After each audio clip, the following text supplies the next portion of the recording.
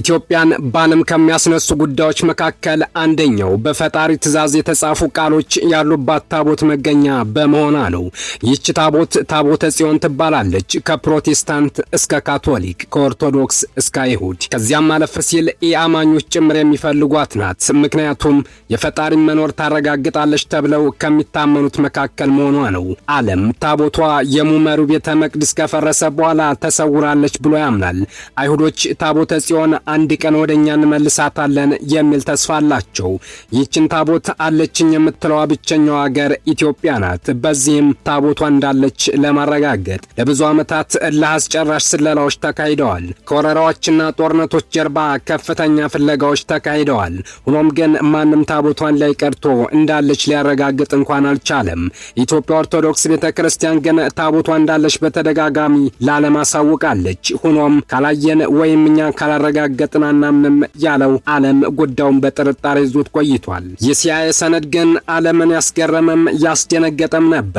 ታቦቷ በኢትዮጵያ ያለች መኖሯንም አረጋግጠናል ብሏል።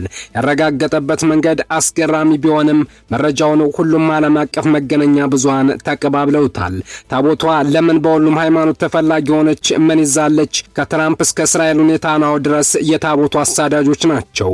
ለምን ይህ ሊሆን ቻለ? እስከ መጨረሻው ድረስ አብራችሁን ቆዩ። ስለዚህ ታቦት የማያውቅ የዓለም ጫፍ የለም። ከአማኝ እስከ ኢአማኒ ድረስ ስለ ታቦቷ ያውቋል። ታቦቷ እንዲሁ በአእምሮ እንደሚሳለውና በታሪክ እንደሚነገረው በወርቅ የተሰራች ነገር ብቻ አይደለችም። ለሺህ ዓመታት በላይ ሲጻፍላት ሲዘመርላት የኖረችው ታቦቷ የሌለች ወይም በምናብ የተሳለችም አይደለችም። ዓለም በአካል እንዳለች ያምናል። ታቦቷ ቅርጽ ብቻ አይደለችም። የፈጣሪ መኖር በአካል ከሚያስረዱት ነገሮች መካከል የመጀመሪያዋ ናት። ይችን ታቦት ብናይ የፈጣሪ መኖር እናረጋግጣለን ያሉ በርካታ ቡድኖች ተነስተው ያውቃሉ።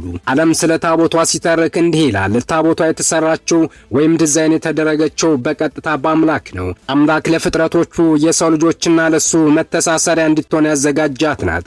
የሆነ ጊዜ ላይ በአካል ነበረች፣ ለሰዎችም ትታይ ነበር። የሆነ ጊዜ ላይ ግን ተሰወረች፣ የት እንዳለች አይታወቅም ይላል። ይህ በብዙ ሀገሮች ስለ ታቦቷ የሚነገረው መሪ ትርክት ነው። ዓለም ተሰውራለች ብሎ በሚናገርበት ዘመን ሁሉ ኢትዮጵያ ታቦቷ በእጃለች፣ አልተሰወረችም፣ እኔ ጋር አለች ስትል ኖራለች። ይህንን ተከትሎ ለሺህ ዓመታት ከተለያዩ የዓለም ክፍሎች ታቦቷን ለማየት ወይም መኖሯን ለማረጋገጥ ብዙ ተጓዦች ወደ ኢትዮጵያ መጥተዋል። በአሁኑ የዘመናዊ ዓለምም በርካታ ተመራማሪዎች በተደጋጋሚ ታቦቷን ለማየትና መኖሯን ለማረጋገጥ ጥረዋል። ሆኖም ግን አንድም ከውጭ የመጣ ሰው ታቦቷን እንዲያይ አልሆነም። ምክንያቱ ደግሞ ከአንድ ጠባቂ ቄስ ውጭ ማንም እንዳያት ቤተክርስቲያኗ ስለምትከለክል ነው። ቤተክርስቲያኗ ውስጥ ያሉ ሰዎች ጭምር ታቦት የት እንዳለች መረጃ የላቸውም ይባላል።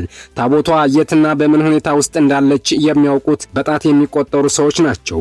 ለዚህም ብዙዎች ኢትዮጵያውያን ጨምሮ ይህ ተረት ነው፣ ታቦተ ጽዮን በኢትዮጵያ የለችም ብለው እንዲደመድሙ አድርጓቸዋል። ሆኖም ቤተክርስቲያን በዚህ ጉዳይ ብዙ መልስ ስትሰጥ አይታይም። አለች ከማለት ውጭ ማብራሪያ ስትሰጥና ታቦቷን ለማሳየት ስትሞክርም አይታይም። ነገር ግን የሲአይኤ ሰነድ ተረት ነው ሲሉ የነበሩትን ሁሉ ያስደነገጠ መረጃ ይዞ ወጥቷል። ሰነዱ እንደሚለው በመላው ዓለም ተሰውራለች ተብሎ የሚነገርላት ታቦተ ጽዮን በትክክል ምድር ላይ አለች ብሏል። ያለችው ደግሞ ኢትዮጵያ ውስጥ ነው ሲል ቃል በቃል አስፈሯል። ሲአይኤ ታቦቷን መኖር ያረጋገጠው በራሱ መንገድ መሆኑን ይገልጻል።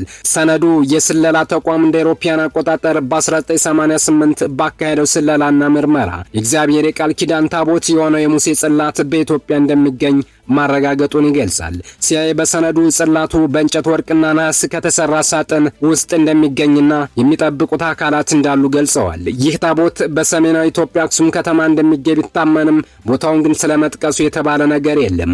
መረጃው ከወጣ በኋላ በርካታ የዓለም ሕዝብ በተለይም በቀድሞ ትዊተር በአሁኑ ኤክስ ተቀባብሎታል። አሁንም ሚሊዮኖች እየተቀባበሉት ነው። እንደ ዘ ኢኮኖሚክስ፣ ቲአርቲ ወርልድ እና ቢቢሲ አይነት ዓለም አቀፍ የመረጃ ምንጮችም ይህን የታቦተ ጽዮን መገኘት ዘግበውታል። ይህ ኢትዮጵያ ውስጥ ታቦቷ የለችም ሲሉ የነበሩትን በሙሉ ያስገረመ ነው። ታቦቷን ኢትዮጵያ ከእስራኤል አምጥቻለሁ ብላ ነው ስትናገር የኖረችው። ይህ መረጋገጡ የሳባ ታሪክ ትክክለኛ ስለመሆኑና የመጀመሪያው ሚኒሊክ ወይም ከሰለሞን ተወልዷል ተብሎ የሚነገርለት ቀዳማዊ ሚኒሊክ ታሪኩ እውነተኛ ለመሆኑም ማረጋገጫው ነው ተገኝቷል። የታቦቷ መኖር መረጋገጡ በዓለም ላይ ትልቅ ለውጥ ሊፈጥር ይችላልም እየተባለ ነው። በሁሉም የክርስትና እምነትና በአይሁዶችም ጭምር ታቦቷ በሙሴ የተሰራቸው በፈጣሪ ቀጥተኛ ተሳትፎ ነው። እንዴት መስራት እንዳለበት ፈጣሪ መመሪያ እየሰጠው ሙሴ ታቦተ ጽዮንን ሰርቷታል።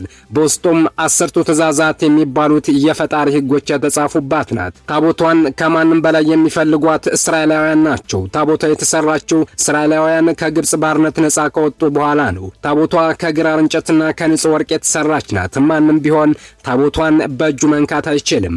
በእስራኤል በነበረች ጊዜ ታቦቷን ለመቆጣጠር በርካታ ውጊያዎች ተካሂደዋል። ሊሰርቋት የሞከሩትንም በራሷ ታጠፋ እንደነበር ይነገራል። ብዙዎቹ ታቦቷ ፈጣሪ መኖር ለዓለም የምታረጋግጥ መሆኗን ይናገራሉ። ማንም ደፍሮ ታቦቷን መንካት ግን አይችልም። ታቦቷን በእጅ ለመንካት የሞከሩት ሁሉ በሙሉ ሕይወታቸው አልፏል። እስራኤላውያን ታቦተ ጽዮንን ካገኘን ሙሉ እንሆናለን ብለው ያምናሉ። ለዚህም ቀዳሚ ፈላጊና አሳሾቹ እነርሱ ናቸው። እስራኤላውያን በስሟ የሚጠሩ ሲሆን ጽዮናውያን የሚባሉትም በዚች ታቦት ምክንያት ነው። እስራኤላውያን ለሺህ ዓመታት በባርነት የኖሩት ታቦቷን መያዝ ባለመቻላቸው እንደሆነ ያምናሉ። ከግብጽ ባርነት ነጻ ሲወጡ መንገድ ትመራቸው የነበረችውም ይህችው ታቦተ ጽዮን ስለመሆኗ ይነገራል።